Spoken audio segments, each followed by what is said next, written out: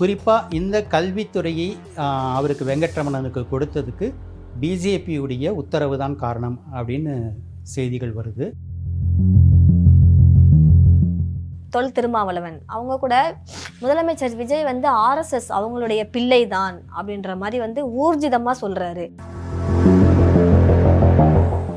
பிஜேபியின் மாறுவேட கட்சி தான் தாவேகா. இவிஎம் மூலமாக மேனிப்புலேஷன் பண்ண முடியும் அப்படிங்கிறத யாரோ ஒரு டீ கடை பெஞ்சில் உட்காந்துக்கிட்டு அரசியல் பேச சொல்லலை. எக்ஸ் ட்விட்டர் அதனுடைய ஓனர் எலான் மஸ்கே சொல்லியிருக்காரு. முதலமைச்சர் விஜய் ஏன் இன்னும் பிரஸ்ஸை சந்திக்கலை? மயிலாப்பூர் தொகுதியில் வெற்றி பெற்றாங்களா வெங்கட்ரமணன் அப்படின்ற ஒரு பிராமணருக்கு பள்ளி கல்வித்துறையை கொடுத்துருக்குறாங்க. பள்ளி கல்வித்துறை அமைச்சராக நீங்கள் அந்த பொறுப்பை ஏற்றுக்கோங்க, எல்லா மாணவர்களுக்கும் நீங்கள் தான் இனிமேல் பொறுப்பு, கல்விக்கு நீங்கள் தான் பொறுப்புன்ற மாதிரி விஜய் அவர்கள் முதலமைச்சர் கொடுத்துருக்குறாங்க. இதை பற்றி உங்களுடைய கருத்து சார்? ஒரு பிராமணருக்கு அமைச்சரில் பதவி கொடுக்கறதுல எந்த தவறும் இல்லை, கொடுக்கலாம். குறிப்பாக இந்த கல்வித்துறையை அவருக்கு வெங்கட்ரமணனுக்கு கொடுத்ததுக்கு பிஜேபியுடைய உத்தரவு தான் காரணம் அப்படின்னு செய்திகள் வருது. ஏன்னா அப்பதான் பிஎம் ஸ்ரீ திட்டம்லாம் உள்ள கொண்டு வரலாம், மும்மொழி கொள்கையை உள்ள கொண்டு வரலாம் அப்படின்ற மாதிரியா? ஆமாம், அவங்களுடைய முக்கியமான கல்வி சார்ந்த திட்டங்களை செயல்படுத்துறதுக்கு கல்வி அமைச்சர் அவங்களுக்கு வேண்டப்பட்டவராக இருக்கணும்னு சொல்லிட்டு பிஜேபியுடைய தலைமை விஜய்க்கு உத்தரவு போட்டிருக்கு அப்படின்னு சொல்கிறாங்க. அந்த வெங்கட்ரமணன் கிட்ட பிரஸ்காரங்க மைக்கை நீட்டி கேட்குறாங்க, நீங்கள் என்ன காரியங்களை நீங்கள் புதுமைகளை நீங்கள் என்ன முக்கியமான என்ன முடிவுகளை செயல்படுத்த போகிறீங்க உங்கள் துறையிலன்னு கேட்டதுக்கு அவருக்கு எந்த பதிலும் சொல்ல தெரியாமல் எல்லாத்தையும் எங்கள் தலைவர் பார்த்துப்பார் அப்படின்னு மட்டும் சொல்லி நழுவிட்டார்.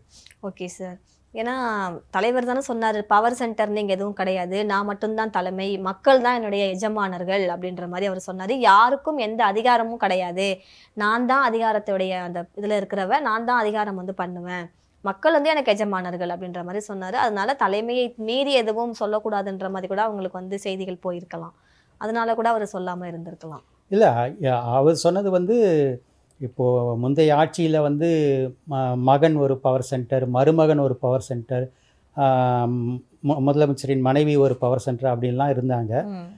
அந்த அர்த்தத்தில் அவர் சொல்லியிருக்கலாம். உண்மையிலேயே அந்த மாதிரி வேறு பவர் சென்டர்கள் வச்சுக்கக்கூடாது, தான் மட்டும்தான் முடிவுகளை எடுத்து செயல்படுத்தணும், தன் கையில் தான் முழு அதிகாரமும் இருக்கணும் அப்படிங்கிற அந்த ஒரு கன்ஃபர்மேஷன் கமிட்மெண்ட் விஜய் ஒரு சர்வாதிகாரத்தனம் மாதிரி தெரியலையா? இல்லை, அது அப்படி அரசியலில் அப்படி இருக்கிறது தான் நல்லது. இப்போது சென்ட்ரலில் பார்த்தீங்கன்னா கூட மோடி அண்ட் அமித்ஷா இவங்க 2 பேர் தான் பவர்ஃபுல், வேறு பவர் சென்டர்ஸ்னு யாரும் கிடையாது. அதே போல் நம்ம தமிழ்நாட்டில் ஜெயலலிதா அந்த மாதிரியான ஒரு அயன் லேடியாக இருந்தாங்க. அஃப்கோர்ஸ் சசிகலாவுடைய தலையீடுகள் இருந்தது, அதுதான் அவங்களுடைய சரிவுக்கும் ஆட்சியினுடைய கெட்ட பேருக்கும் காரணமாக இருந்தது. ஆனால் அதை தாண்டி வேறு பவர் சென்டர்கள் அப்படின்ட்டு அந்த ஆட்சியில் இல்லை. ஒரு முதலமைச்சருக்கு அவர் மட்டும்தான் பவர் சென்டராக இருக்கணும், அதுதான் ஒரு நல்ல முன்மாதிரியாக இருக்க முடியும். ஓகே சார், இப்போ விசிக தலைவர் தொல் திருமாவளவன் அவங்க கூட முதலமைச்சர் விஜய் ஆர்எஸ்எஸ் அவங்களுடைய பிள்ளை தான் அப்படின்ற மாதிரி ஊர்ஜிதமாக சொல்கிறாரு. நாங்கள் வெளியில இருந்து ஆதரவு கொடுக்குறோம், கூட்டணி திமுகவில் தான், ஆனால் தமிழக வெற்றிக் கழக தலைவர் விஜய் அவர்கள் ஆர்எஸ்எஸ் உடைய பிள்ளை தான் அப்படின்ற மாதிரி ரொம்பவே ஆணித்தரமாக சொல்கிறாரே சார். இந்த கூற்றை திருமாவளவன் அவர்கள் ரொம்ப காலமாகவே சொல்லி கொண்டிருக்கிறாரு. அவர் எப்போ சொல்ல தொடங்கினார்ன்றது எனக்கு தெரியாது. இதே கூற்றை விஜய் தமிழக வெற்றிக் கழகத்தினுடைய பெயரை அறிவித்த அன்றைக்கே நான் சேனல்களில் பேட்டியாக கொடுத்துருக்குறேன். இந்த இன்றைக்கி பிறந்திருக்கிற இந்த டிவிகே கட்சி பிஜேபியினுடைய பின்னணியோடு பிறக்குது அப்படின்னு சொல்லிட்டு அது பல விஷயங்களை நான் விளக்கி சொல்லியிருக்கிறேன். அது ரொம்ப முக்கியமான பாயிண்ட் என்னென்னா, 2024 பிப்ரவரி இவர் இந்த கட்சியை தொடங்கினார். அதே 2024 மே மாதம் எம்பி எலெக்ஷன் நடந்தது. இவர் என்ன சொல்லியிருந்தார் விஜய், இந்த எம்பி எலெக்ஷனில் நாங்கள் கலந்துக்க மாட்டோம், நாங்கள் 2026 அசெம்பிளி எலெக்ஷனில் மட்டும்தான் வந்து நேரடியாக பங்கேற்போம்னு சொல்லியிருந்தார். ஆமாம். அப்போ நான் என்ன அந்த சேனலில் பேசியிருந்தேன்னா, 3 மாதம் கழித்து தான் அவர் என்ன சொன்னார்னா, கட்சியினுடைய கொடி, சின்னம், நிர்வாகிகள் நியமனம் எல்லாமே வந்து எம்பி எலெக்ஷனுக்கு பிறகு தான் இருக்கும் அப்படின்னு சொல்லியிருந்தார். அதை தான் நான் அந்த பேட்டியில் என்ன கேட்டிருந்தேன்னா, 3 மாதம் கழித்து தான் சாந்தி முகூர்த்தம் என்றால் எதற்காக இப்போவே திருமணம் செய்யணும்? இவருக்கு வந்து உண்மையிலேயே வந்து கட்சி எந்த பின்னணியும் இல்லை, வேறு கட்சியுடைய பின்னணி இல்லைன்னாக்கா இவர் எம்பி எலெக்ஷனுக்கு பிறகே தொடங்கியிருக்கலாம். ஆமாம். ஆனால் முன்னாடியே தொடங்கின காரணம் என்னென்னா, பிஜேபி வந்து நீங்கள் இப்போவே கட்சி தொடங்கிட்டு ஒரு ரகசிய உத்தரவை வந்து உங்களுடைய நிர்வாகிகள் மூலமாக எல்லா ரசிகர்களுக்கும் சொல்லிடுங்க, பிஜேபி கூட்டணிக்கு ஓட்டு போடணும்னு சொல்லிட்டு சொல்லிடுங்க அப்படின்னு சொல்லியிருக்காங்க. அதனால தான் அவர் அவ்வளோ அவசரமாக பிப்ரவரி மாதம் தொடங்கிட்டு எம்பி எலெக்ஷனில் நேரடி பங்கேற்பு செய்யாமல் அதுக்கு பிறகு இப்போ தான் வந்து வந்திருக்கார். இன்னொரு விதத்தில் சொல்லப்போனால் பிஜேபியின் மாறுவேட கட்சி தான் தாவேகா. மோடி அவர்கள் வந்து என்ன சொல்லியிருக்கிறாங்கன்னா, யாருமே தங்கம் வாங்காதீங்க, கோல்டில் இன்வெஸ்ட் பண்ணாதீங்கன்ற மாதிரி சொல்லியிருக்காரு. அதை தொடர்ந்து ஃபாரின் டூர்லாம் யாரும் இப்போதைக்கு பிளான் பண்ண வேண்டாம், ஒர்க் ஃப்ரம் ஹோமை ப்ரிஃபர் பண்ணிக்கோங்க, பெட்டராக இருக்கும், ஸ்கூல் காலேஜஸ் இவங்கெல்லாம் ஆன்லைன் கிளாஸஸை நீங்கள் வந்து கண்டினியூ பண்ணுங்க அப்படின்ற மாதிரி அவங்க ஒரு செய்தி சொல்லியிருக்கிறாங்களே சார் பிரதமர் மோடி அவர்கள். இது ஒரு விதத்தில் பார்க்க போனால் லாக்டவுன் 2.0 நோக்கி போகிற மாதிரி தெரியுது. இது நாட்டுக்கு நல்லதில்லை. அமெரிக்கா ஈரான் போரை காரணம் காட்டி அந்த எரிவாயு தட்டுப்பாடு இந்த காரணங்களுக்காக அவர் இப்படி சொல்லியிருக்கலாம். Okay sir. ஆனால் வந்து அதை வந்து மற்ற நாடுகள் எப்படி அதை இது பண்ணுறாங்க, அதை ஃபேஸ் பண்ணுறாங்க. ஆனால் மற்ற நாடுகளில் இப்போவே இந்த லாக்டவுன் மாதிரி தான் எல்லோரும் ஒர்க் ஃப்ரம் ஹோமில் இருக்கிறாங்க. ஆல்மோஸ்ட் ஸ்கூல் காலேஜஸ்லாம் வந்து ஆன்லைனில் தான் பண்ணிகிட்டு இருக்கிறாங்க அப்படின்ற மாதிரி தான் நம்ம நியூஸ் வந்து பார்த்துட்டு இருக்கோம். இதை வந்து இந்தியாவிலையும் இதை பிரகடனப்படுத்தணும் அப்படின்ற மாதிரி பிரதமர் மோடி அவர்கள் இப்போ தீவிரமாக வந்து இறங்கியிருக்கிறாங்க. அந்த செய்திகளையுமே அவங்க சொல்லியிருந்தாங்க. இதுக்கு வந்து ஆக்சுவலாக ஜியோ பாலிட்டிக்ஸ் பேச தெரிஞ்ச நிபுணர்கள் தான் வந்து சரியான பதிலே சொல்ல முடியும். எனக்கு ஜியோ பாலிட்டிக்ஸ் தெரியாது. ஆனால் வந்து இது நல்லது இல்லை, இதை முடிஞ்ச வரைக்கும் இந்த மாதிரி ஒர்க் ஃப்ரம் ஹோம் இந்த மாதிரி மக்களை வந்து முடக்கி வைக்கிற அந்த விஷயங்கள் வந்து நாட்டுக்கு நல்லது இல்லை அப்படிங்கிறத மட்டும் வந்து ஒரு குடிமகனாக என்னால் சொல்ல முடியும். அவர் தங்கத்தை வாங்காதீங்க அப்படின்னு சொன்னது வந்து விஜய்க்கு வந்து ஒரு விதத்தில் லாபமாக போயிடுச்சு. அவர் வந்து தாலிக்கு தங்கம் அப்படின்னு சொல்லி அறிவிச்சிருந்தார் இல்லையா, கல்யாணமாகிற எல்லா அண்ணன் சீர் வந்து தருவேன், அது மாதிரி தாய் மாமன் தங்க சீர், பிறந்த குழந்தைக்கு 1 பவுன் தங்க மோதிரம் தருவேன்ற மாதிரி அவங்க திட்டத்தில் அறிவிச்சிருந்தாங்க வாக்குறுதிகளில். ஸோ இப்போ வந்து அவர் அதை காரணம் காமிச்சு ஈஸியாக அதுலேருந்து தப்பிச்சிட முடியும்.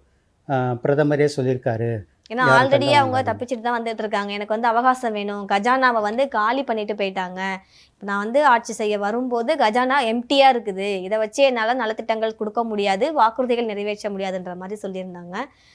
டிஎம்கே வந்து கஜானாவை காலி பண்ணிட்டுது அப்படின்றத அவர் சொல்லியிருக்காரு. வெள்ளை அறிக்கை விடுவேன் அப்படின்ற மாதிரியும் டிவிகே தலைவர் விஜய் அவர்கள் சொல்லியிருந்தாங்க. இவர் வெள்ளை அறிக்கையை விட வேண்டிய தேவையே இல்லை. ஏன்னா ஒவ்வொரு வருஷமும் நிதிநிலை அறிக்கை வெளியிட்டுக்கிட்டு தான் இருக்கிறாங்க. கடந்த 5 வருஷமாக வெளியிட்டிருக்காங்க. அதை தாண்டி ஒரு புதுசாக சொல்கிறதுக்கு ஒன்றுமே இல்லைன்னு பிடிஆர் பழனிவேல் தியாகராஜன் சொல்லியிருக்காரு. இப்போ இருபெரும் திராவிட கட்சிகளை தாண்டி டிஎம்கே ஏடிஎம்கேவை தாண்டி டிவிகே வந்து கிட்டத்தட்ட 108 தொகுதிகளை வின் பண்ணி ஆட்சியை வந்து பிடிச்சிட்டாங்க. இதை பற்றி ஒரு அரசியல் விமர்சகராக உங்களுடைய பார்வை என்ன சார்? உண்மையிலேயே மக்கள் மாற்றத்தை தேடி டிவிகேக்கு ஓட்டு போட்டிருந்தாங்கன்னா அதில் எனக்கு எந்த ஆட்சேபனையும் இல்லை. ஆனால் நான் வந்து ஃபேஸ்புக்கில் எழுதும்போதும் சரி, என்னுடைய வீடியோக்களுக்கு கீழேயும் சரி, மாற்றம் வேண்டும் அப்படின்னு கமெண்ட் போடுறவங்கக்கிட்ட நான் கேட்குற கேள்விக்கு அவங்க யாராலும் பதில் சொல்ல முடியல. உண்மையிலேயே மாற்றம் வேண்டும் என்பது உங்கள் எண்ணமாக இருந்தால் கமலஹாசன் எந்த கட்சியோடும் கழகத்தோடும் கூட்டணி சேராமல் தான் முதல்ல தனியாக நின்னார். ஏன் நீங்கள் அவரை தேர்ந்தெடுக்கலை? அப்புறம் சீமான் அவர் வந்து பல கொள்கைகளை முன் வச்சு எல்லா ஊராக போய் தொண்டை தண்ணி வத்த பேசி அவர் வந்து தனித்து நின்று ஓட்டு கேட்டுட்ருக்காரு. அவரை நீங்கள் ஏன் மாற்று கட்சியாக நினைக்கல? 3வது பிஜேபி சார்பாக களமிறங்கிய அண்ணாமலை 2024 தேர்தலில் எந்த கழகத்தோடும் கூட்டணி வைக்காமல் தன் தலைமையில் தான் மற்ற கட்சிகளை சேர்த்து தேர்தல் களம் கண்டார். ஆமா. அந்த கூட்டணிக்கு மொத்தமாகவே மக்கள் கொடுத்த ஓட்டு வந்து 18% தான். அதில் பிஜேபி மட்டும் பெற்றது வந்து 12%. ஒரு ஐபிஎஸ் படித்த இளைஞர் பத்திரிகையாளர்களுடைய எல்லா கேள்விகளுக்கும் அசராமல் உடனுக்குடன் பதிலளிக்கக்கூடிய அறிவு கூர்மை கொண்டவர். அவரை வந்து நீங்கள் மாற்றாக நினைக்கல. இவங்க இந்த 3 பேர்கிட்டையும் இல்லாத வேற என்ன கேப்டன் விஜயகாந்த் அவங்களே நம்ம இதில் வந்து சேர்த்துக்கலாம். அஃப்கோர்ஸ் விஜயகாந்துக்கு ஓரளவுக்கு மக்கள் ஓட்டு கொடுத்தாங்க. முதல் தேர்தலில் 27 எம்எல்ஏக்கள் கொடுத்தாங்க. சிஎம் பதவியில் வந்து மக்கள் உட்கார வைக்கல. ஆமாம், அதுக்கு அவருக்கு உடல்நிலை சீர்குலைஞ்சு போனது உள்பட பல காரணங்கள் இது. பட் அவருக்கும் இன்னும் அதிகமாக மக்கள் ஓட்டு போட்டிருக்கலாம் அப்படிங்கிறது தான் என்னுடைய கருத்தும் கூட. ஸோ இத்தனை பேருக்கிட்ட இல்லாத எந்த தகுதி சிறப்பம்சம் விஜய்கிட்ட இருக்குதுன்னு நான் கேட்டதுக்கு யாராலையுமே படித்தவர்கள் படித்தவர்கள் உட்பட யாராலையுமே பதில் சொல்ல முடியல. அவர் வந்து நல்லது பண்ணுவார், நாங்கள் நம்புகிறோம் அப்படின்னு மட்டும்தான் சொல்லிகிட்டு இருந்தாங்க. ஸோ இது ஒரு பக்கம் இருக்க, இது உண்மையிலேயே மக்களுடைய தீர்ப்பாக இருந்தாக்கா அது பரவாயில்லன்ட்டு எடுத்துக்கலாம். ஆனால் அப்படி இல்லை. ஜெகதீஷ் பழனிசாமி மூலம் மூலச்செலவு பண்ணது அதெல்லாம் கூட வந்து ஒரு குற்றமாக சொல்ல முடியாது. அது எல்லா கட்சியும் கூட பயன்படுத்தலாம் இனிமேல். ஆனால் எது வந்து 2 விஷயங்கள் எது பெரிய தவறுகள் நடந்திருக்குன்னு நான் நினைக்கிறேன்னா, ஒன்று வந்து இந்த இவிஎம் மேனிப்புலேஷன். இவிஎம் மூலமாக மேனிப்புலேஷன் பண்ண முடியும் அப்படிங்கிறத யாரோ ஒரு டீ கடை பெஞ்சில் உட்காந்துக்கிட்டு அரசியல் பேசுகிறவர் சொல்லலை. ட்விட்டர் அதனுடைய ஓனர் எலான் மஸ்கே சொல்லியிருக்காரு, யாருமே உலகம் முழுக்க யாருமே இவிஎம் தேர்தல்களில் இவிஎம்மை பயன்படுத்தாதீங்க, இவிஎம்மை வந்து மேனிப்புலேட் பண்ண முடியும். ஆனால் நம்ம பார்க்கும்போது இப்போ இவிஎம் அந்த மிஷின் வந்து காலையிலேயே நிபுணர்கள்லாம் வந்து நிபுணர்கள் தலைமையில் கட்சி வேட்பாளர்கள்லாம் இருப்பாங்க. மாடல் ஓட் வந்து அங்கே போடப்படும். அதற்கான மாதிரிகள் வந்து எண்ணப்படும். ஒரு ப்ரீ எலெக்ஷன் அந்த கவுண்டிங் எல்லாமே அங்கே நடக்கும். அதற்கப்புறம் ரீஸ்டார்ட் பண்ணி 9 மணி 6 மணிக்கு மேலே இந்த நார்மலான ஓட்டு போடுற இந்த ப்ராசஸ்லாம் நடக்கும். இவிஎம்ல ஃப்ராட் நடக்க சான்ஸே இல்லை அப்படின்ற மாதிரி தேர்தல் ஆணையம் அவங்க சைட்லேன்னு சொல்லியிருந்தாங்களே சார். தேர்தல் ஆணையம் பிஜேபியுடைய கட்டுப்பாட்டில் இயங்கக்கூடிய நிறுவனம். என்னதான் சுயேட்சை நிறுவனம் சொல்லிக்கிட்டாலும் கூட பிஜேபியுடைய கட்டுப்பாட்டில் தான் இயங்குது. ஸோ அவங்க அப்படி தான் சொல்லுவாங்க. ஆனால் இவிஎம் ஸ்ட்ராங் ரூமில் இருக்கும்போதே கூட பல கிலோமீட்டர்களுக்கு அப்பால் இருந்து அதை வந்து ரிமோட் மூலமாக மாற்ற முடியும்னு நிபுணர்கள் சொல்கிறாங்க. முக்கியமாக பொன்ராஜ் சொல்லியிருக்காரு சமீபத்தில். அதாவது ஒரு பூத்தில் ஒரு உதாரணத்துக்கு 1000 ஓட்டு விழுந்ததுன்னா அதில் வந்து ஒரு 400 ஓட்டு உதயசூரியனுக்கும், 300 ஓட்டு வந்து இரட்டை இலைக்கும், இன்னொரு 300 ஓட்டு தாவேக்காவுக்கும் விழுந்திருக்கலாம். இவங்க என்ன பண்ணுவாங்க, உதயசூரியனுக்கு விழுந்ததுலேருந்து ஒரு 200 ஓட்டை எடுத்து அதை விசிலுக்கு மாற்றிடுவாங்க. இரட்டை இலைக்கு விழுந்த 300 ஓட்டுலேருந்து ஒரு 100 ஓட்டை எடுத்து அதையும் விசிலுக்கு மாற்றிடுவாங்க. அப்போது அவங்க இயல்பாக பெற்ற 300 இங்கேருந்து 2 இடத்துலேருந்து எடுத்த 300 சேர்த்து 600. அப்போது அவங்க வின்னிங் கேண்டிடேட்னு அறிவிக்கிறாங்க. ஸோ ரிமோட் மூலமாக தேர்தல் ஆணையம் இந்த மாதிரி ஒரு பண்ணுறாங்க அப்படின்னு சொல்ல வர்றீங்க. பண்ணுறதுக்கு நிறைய வாய்ப்பு இருக்குது. ஏன்னா வந்து எலான் மஸ்க் வந்து தொழில்நுட்பத்தை கரைச்சி குடித்தவர். அவரே சொல்கிறாருன்னும் போது இதை வந்து கோர்ட்டுகள், இந்திய கோர்ட்டுகள் வந்து கவனத்தில் எடுத்துக்கொள்ளணும். நான் வந்து ஒரு ஹைகோர்ட்டு அட்வொகேட்டுக்கிட்ட இதை பற்றி விசாரித்தேன். ஏற்கனவே சுப்ரீம் கோர்ட்டில் இது கேஸ் விசாரிக்கப்பட்டு தள்ளுபடி ஆகியிருக்கு. மறுபடியும் இதை வந்து கோர்ட்டில் பப்ளிக் இன்ட்ரெஸ்ட் லிட்டிகேஷனாக போட முடியுமாட்டு அந்த அட்வொகேட்டுக்கிட்ட நான் கேட்டேன். அவர் எனக்கு சொன்ன யோசனை என்னென்னா, நீங்கள் தனி மனிதனாக போய் போட்டிங்கனாக்கா அது கோர்ட்டு தள்ளுபடி பண்ணுவாங்க. ஆனால் கட்சிகள், முக்கியமான கட்சிகள் திமுக, அதிமுக, பாமக அந்த மாதிரி முக்கியமான கட்சிகள் ஒன்று சேர்ந்து ஒரு மனுவாக தாக்கல் செஞ்சாக்கா அதை வந்து கட்டாயமாக வந்து கோர்ட்டு பரிசோதனை பண்ணுவாங்க அப்படின்னு சொல்லியிருக்காரு. இது ஒன்று. இரண்டாவது, இன்னொரு பெரிய அநியாயம் என்ன நடந்திருக்குன்னா, குழந்தைகளை மேனிப்புலேட் பண்ணியிருக்கிறாரு விஜய் தன்னுடைய தேர்தல் பிரச்சாரத்தின் போது. ஆமாம் சார்.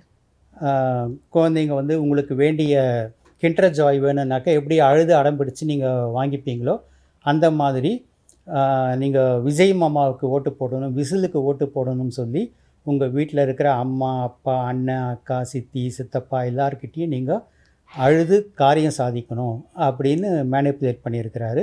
நிஜத்தில் அது நடந்திருக்குது. ஆமா சார். குழந்தைகள் மூலமா தான் இப்ப வெற்றி பெற்றிருக்காரு. ஏன்னா வெற்றி பெற்றதுக்கு அப்புறமும் மக்களுக்கு நன்றி சொல்லல, குழந்தைகளுக்கு தான் நன்றி சொல்லியிருந்தாரு. ஆமாம், அவரே அதை அட்மிட் பண்ணியிருக்கிறாரு. ஸோ இது வந்து ரொம்ப தவறான விஷயம். ஏன்னா தேர்தல் ஆணையத்துடைய சட்டத்திட்டங்கள்லேயே இருக்குது, தேர்தல்களில் குழந்தைகளை எந்த விதத்திலும் நேரடியாகவோ மறைமுகமாகவோ பயன்படுத்தக்கூடாதுன்னு இருக்குது. அதையும் மீறி இவர் பயன்படுத்தி இருக்கிறாரு. நான் ஏற்கனவே சொன்ன மாதிரி பிஜேபியுடைய பேக்கிங் சப்போர்ட் விஜய்க்கு இருக்கிறதுனால தான் தேர்தல் ஆணையம் இவர் மேலே நடவடிக்கை எடுக்கலை. இல்லைன்னா நடவடிக்கை எடுத்து இவரை டிஸ்குவாலிஃபையே பண்ணியிருக்க முடியும். இவர் டிஸ்குவாலிஃபை பண்ணியிருந்தாக்கா இவர் சிஎம் எம்எல்ஏவே ஆகியிருக்க முடியாது. தேர்தல் அதிகாரியாக இருந்த, தமிழ்நாட்டில் தேர்தல் அதிகாரியாக பணியாற்றிய அர்ச்சனா அவர்களிடம் ரிப்போர்ட்டர்ஸ் கேட்டிருக்காங்க, இவர் வந்து குழந்தைகளை மேனிப்புலேட் பண்ணதுக்கு நடவடிக்கை எடுப்பீங்களான்னு கேட்டதுக்கு, பாதிக்கப்பட்ட பெற்றோர் யாராவது கம்ப்ளைண்ட் கொடுத்தா நடவடிக்கை எடுக்கலாம்னு சொன்னாங்க. ஆனால் கோயம்புத்தூரில் பாதிக்கப்பட்ட ஒரு பேரண்ட்டு, ஒரு அப்பா கம்ப்ளைண்ட் போலீஸ் ஸ்டேஷனில் கம்ப்ளைண்ட் கொடுத்துருக்காரு. என் பையன் 5 வயசு பையன், அவன் வந்து விசிலுக்கு தான் ஓட்டு போடணும்னு சொல்லிட்டு என்கிட்ட வந்து அழுது அடம் பிடிச்சான். நான் அவனை வந்து சரி நான் விசிலுக்கு தான் போடுறேன், நான் அவனை ஏமாற்றிட்டு நான் வந்து என்னுடைய கட்சிக்கு நான் ஓட்டு போட்டேன். என்ன மாதிரி எத்தனையோ குடும்பங்களில் வந்து பேரண்ட்ஸ் பாதிக்கப்பட்டிருப்பாங்க, இது சட்டவிரோதம், இதுக்காக நடவடிக்கை எடுக்கணும் அப்படின்னு சொல்லிட்டு அவர் போலீஸ் ஸ்டேஷனில் கம்ப்ளைண்ட் கொடுத்துருக்காரு. ஸோ கம்ப்ளைண்ட்டு ரிஜிஸ்டர் ஆகிடுச்சு. தேர்தல் ஆணையம் நினச்சா சூமோட்டாவாக கூட எடுத்து இதை நடவடிக்கை எடுத்திருக்க முடியும். ஆனால் அவங்க செய்யலை, இந்த நடவடிக்கையும் எடுக்கலை. இப்போ வந்து என்னுடைய நண்பன் ஒருத்தன் என்கிட்ட சொன்னான், நானே வந்து பப்ளிக் இன்ட்ரெஸ்ட் லிட்டிகேஷன் போடலாம்னு இருக்கிறேன், அதுக்கு எவ்வளோ செலவாகுன்ட்டு நீ விசாரித்து சொல்லு அப்படின்னு சொல்லியிருக்கிறான். என்னென்னா இப்போ நடந்து முடிஞ்ச தவறை வந்து சரி செய்ய முடியுமோ முடியாதோ அது வேறு விஷயம். அட்லீஸ்ட் இனி எந்த ஒரு தேர்தலையும், அது வந்து உள்ளாட்சி தேர்தலாக இருந்தாலும் சரி, திருச்சி கிழக்குக்கு நடைபெற போகிற இடைத்தேர்தலாக இருந்தாலும் சரி, எந்த பொது தேர்தலாக இருந்தாலும் சரி, இனிமேல் குழந்தைகளை இது போல் யாரும் மேனிப்புலேட் பண்ணக்கூடாது. அதே போல் வந்து பிட் நோட்டீஸ் கொடுக்கும்போது சில கட்சிக்காரங்க வந்து குழந்தைங்களை கூப்பிட்டு போய் கொடுக்க வைப்பாங்க. இதெல்லாம் கூட தவறு. அந்த தேர்தல் எலெக்ஷன் பிரச்சாரம் நடக்கிற மேடைகள் வந்து குழந்தைகளை டான்ஸ் ஆட வைப்பாங்க, இதெல்லாம் கூட தவறு. இது எல்லாத்தையுமே தவிர்க்க வேண்டும். இதுக்கு வந்து ஒரு நல்ல பண வசதி படைத்த குடிமகன் யாராவது சமூக அக்கறையோடு கோர்ட்டில் பப்ளிக் இன்ட்ரெஸ்ட் லிட்டிகேஷன் போடணும் அப்படின்னு நான் இந்த சேனல் மூலமாக நேயர்களை கேட்டுக்கொள்கிறேன். ஓகே சார், கடைசியாக ஒரு கேள்வி. முதலமைச்சர் விஜய் ஏன் இன்னும் ப்ரெஸ்ஸை வந்து சந்திக்கலை? இது வந்து ரொம்ப கரெக்டான கேள்வி. அவர் ஏன் சந்திக்கலைன்னா அவருடைய அறியாமை வெளிப்பட்டு விடும் என்கிற பயத்தின் காரணமாகத்தான். ஏன்னா பத்திரிகையாளர்கள் வந்து பல்வேறு விஷயங்களை பற்றி கேள்வி கேட்பாங்க. அது எதுக்குமே அவர் இது வரைக்கும் அவர் பேசுகிற உரைகள் எல்லாமே அவருக்கு யாரோ அந்த ஜான் ஆரோக்கியசாமி போன்ற மற்றவங்க எழுதி கொடுக்கறத தான் அவர் வந்து படிச்சுட்டு போகிறாரு. ஆமாம், A4 ஷீட்டில் நம்மளே பார்த்தோம், ஸ்கிரிப்டை பார்த்து படிச்சுட்டு போகிறாரு. இப்போ அசம்பிளியில் கூட அவர் வந்து பார்த்து தான் படித்தார். ஸோ பத்திரிகையாளர்கள் கேள்வி கேட்கும்போது அவரால் அந்த கேள்விகளை எதிர்கொண்டு பதில் சொல்கிற அளவுக்கு அவருக்கு அரசியல் அறிவோ நாட்டு நிலைமைகள் குறித்த புரிதலோ எதுவும் கிடையாது என்பது தான் நிஜம். ஆனால் ஒரு முதலமைச்சர் அந்த மாதிரி பத்திரிகையாளர்களை சந்திக்காமல் இருக்கக்கூடாது. இது ரொம்ப தவறான ஒரு நடைமுறை. நான் வந்து இந்த இடத்துல பயாஸ் இல்லாமல் சொல்கிறேன், பிரதமர் மோடியும் கூட பத்திரிகையாளர்களை சந்திப்பதில்லை அப்படின்னு சொல்கிறாங்க, அதுவும் தவறான விஷயம்தான். அவரும் வந்து நான் ஒரு ஏழை தாயின் மகன்ற மாதிரி சொல்றாரு, இவரும் நான் ஒரு சாதாரண இயக்குனரின் மகன் அப்படின்ற மாதிரி தான் சொல்லிட்டு இருக்காரு. நிறைய விஷயங்கள் நாம அரசியல் விமர்சகர் வித்தகன் சேகர் அந்த சார்கிட்டேருந்து தெரிஞ்சுக்கிட்டோம். இணைந்திருங்கள் ஃப்ரண்ட்வுட்ஸ் டிவியோடு. இதே மாதிரி இன்னொரு ஷோல சாரோட நான் வந்து உங்களை சந்திக்கிறேன். நன்றி சார். நேயர்களுக்கும் நன்றி.